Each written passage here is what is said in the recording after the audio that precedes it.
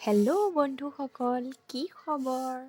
খবৰ নিশ্চয় ভাল। আজি এটা নতুন ৰেচিপি লৈ আপোনালোকৰ ওচৰলৈ আহিছোঁ। ৰেচিপিটো হ'ল মাছৰ সৈতে পানীলাও। চাব, এতিয়া মাছকেইটা আমি ফ্ৰাই কৰি আছোঁ। কি দিওঁ আপুনি চাই থাকিব। এতিয়া পিঁয়াজখিনি দি দিছোঁ, তাতে আদা নহৰু দি দিছোঁ, অলপ সময় ভাজি ল'ম। তাৰ পাছত পানীলাওখিনি দি দিছোঁ। পানীলাওখিনিও অলপমান সময় ভাজি ল'ম। চাই থাকিব আপোনালোকে। ৰেচিপিটো বহুত চিম্পুল, সাধাৰণভাৱে ঘৰুৱাভাৱে পানীলাও আৰু মাছৰ সৈতে বনাইছোঁ।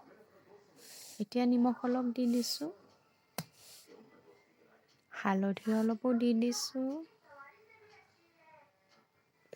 তাৰপিছত অলপ লাৰি দিছোঁ, তাৰপিছত অলপ ঢাকি দিম কিছু সময়ৰ কাৰণে।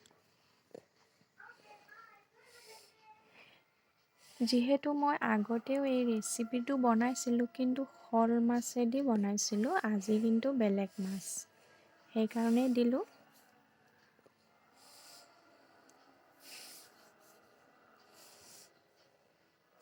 এয়া অলপমান সিজি আহিছে, পানী ওলাবলৈ ধৰিছে। এতিয়া আকৌ ঢাকি দিম। এতিয়া অলপ সিজি উঠাৰ পিছত ফ্ৰাই কৰা মাছখিনি দি দিছোঁ।